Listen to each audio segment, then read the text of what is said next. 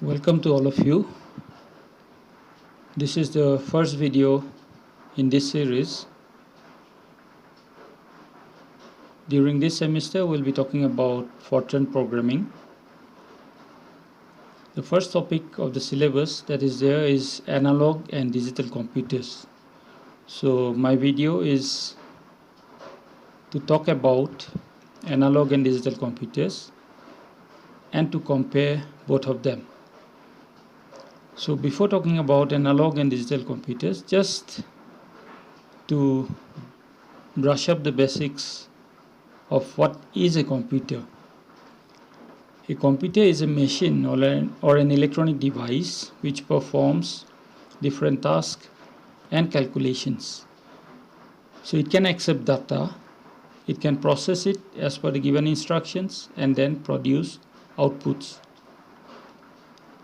So the instructions that we give to the computer are in the form of programs or codes, which are then converted into a form the computer can understand.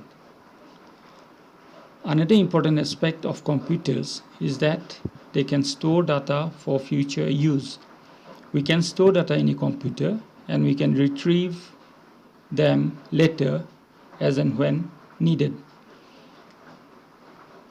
So these photographs, they show the evolution of computers. These are very old generation computers, and successively these are modern generation computers. Even our smartphones, they can be called computers because they accept instructions, they accept inputs, and they can produce the desired outputs.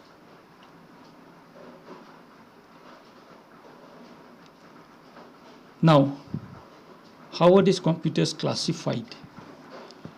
The computers are classified based on the hardware and the type of data they handle. Analog computers, they handle data which is continuously varying, whereas digital computers, they handle discrete data. So broadly, computers can be classified into analog, digital, and hybrid. Hybrid computers are a combination of analog and digital. In the next few slides, we'll be talking more about what these analog and digital computers are.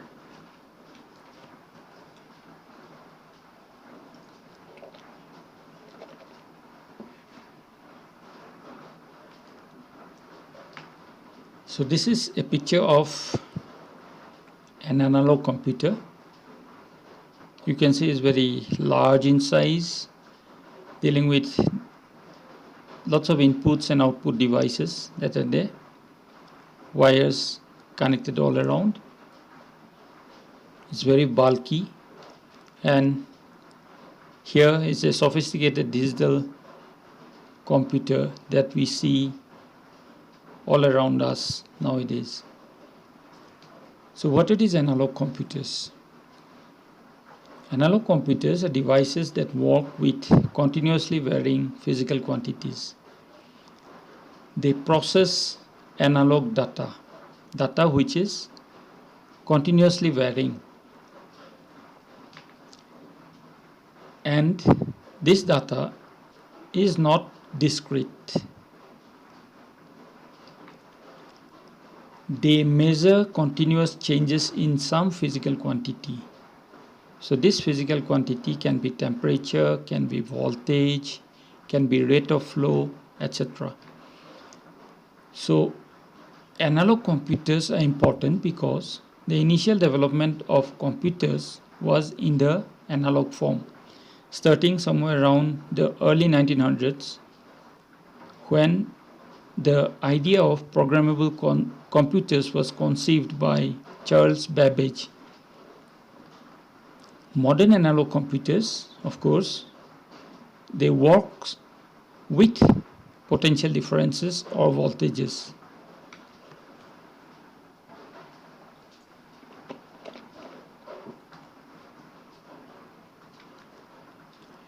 And operational amplifiers, which is a kind of an electronic device, it forms the main component of modern analog computers. Please excuse me for this typo. These operational amplifiers, they produce an output current based on the input potential difference. So in a modern analog computer, there can be hundreds of operational amplifiers which are so connected that they can produce different desired results based on different mathematical operations. So these analog computers are basically suited to simulate dynamic systems. Dynamic systems, say in physics, we can talk about the radioactive decay process or the flow of a fluid, etc. These dynamic systems, we can write down differential equations, and these differential equations can be designed and solved using analog computers.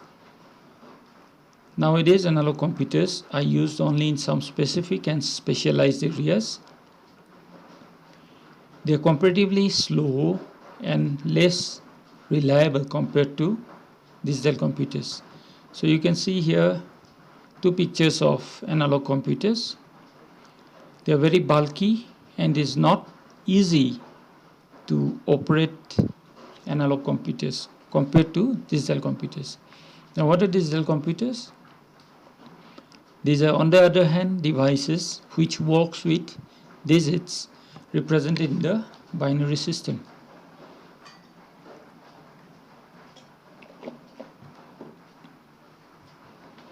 Binary system means the binary number system in mathematics. In this system, in this number system, all the digits can be represented by two symbols, 0 and 1. So these signals are discrete.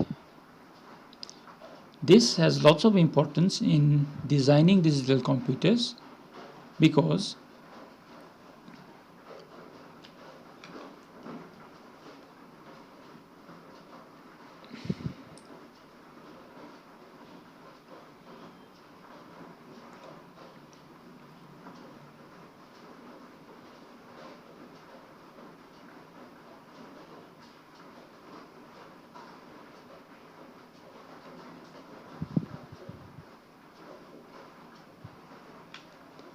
the zeros and ones can be very reliably represented in electromechanical devices with two states, high or low.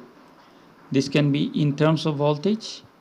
Usually high we consider it to be 5 volts and low we consider it to be 0 volt. Or it can be considered to be the two states of a switch, on and off, or open and closed.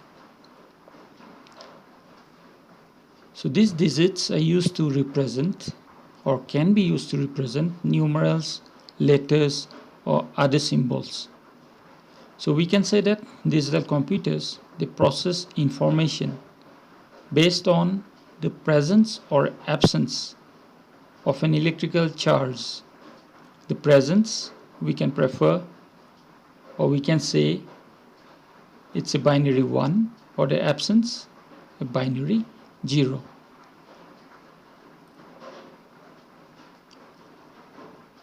So as we said, they process information based on the presence or absence of an electrical charge or voltage. Presence we can consider it to be 1, and the absence we can consider it to be 0. It encodes the continuous processes and variables into discrete states, which are further expressed as a group of numbers. So a digital computer can process numeric and non-numeric data and perform different operations. So this is a picture of a few modern digital computers. It can be desktop, it can be a laptop, it can be in the form of an iPad or a tablet and a smartphone. And this is the picture of Charles Babbage, who is known as the father of computers. He conceived the idea of a programmable computer in the early 1900s.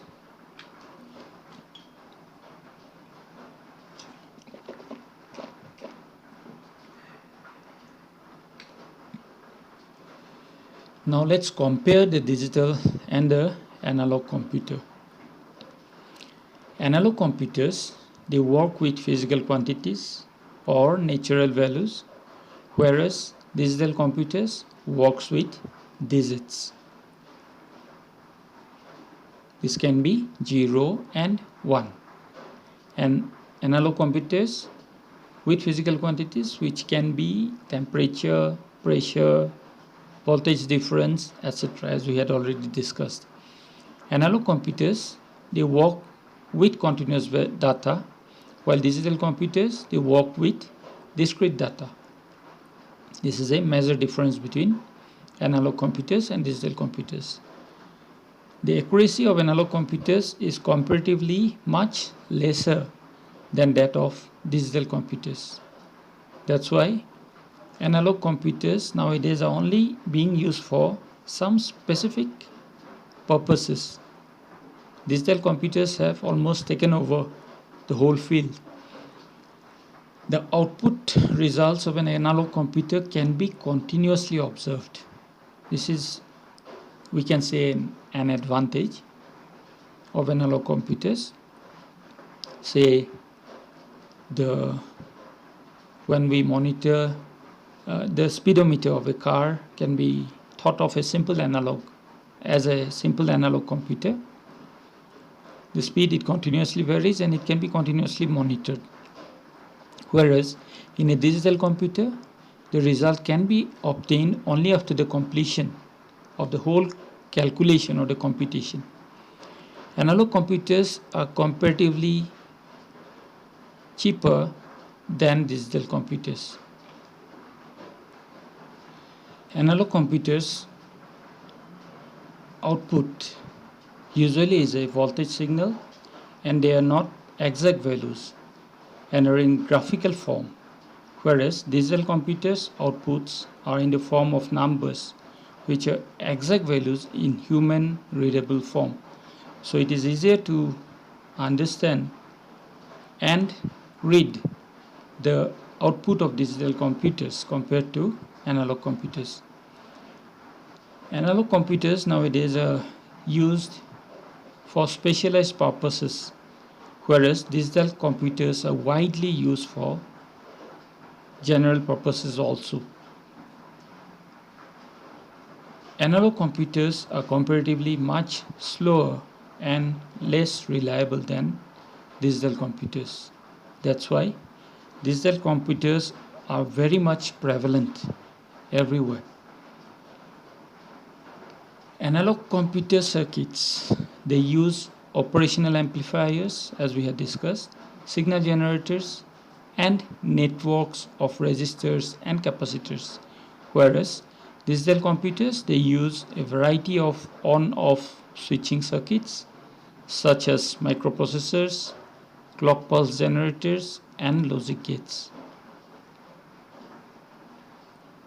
For analog computers, storing data is more difficult as they use continuous signals, whereas in digital computers it is much easier as they use numeric and discrete data. So for storing data, digital computers are much more preferable than analog computers. Analog computers have very low or limited memory, and it can store very less amount of data, whereas digital computers have nowadays very big memory and it can store large amount of data. Analog computers, they consume much higher power than the digital computers. So these are some basic differences between analog computers and digital computers. So this is all for this video. Thank you.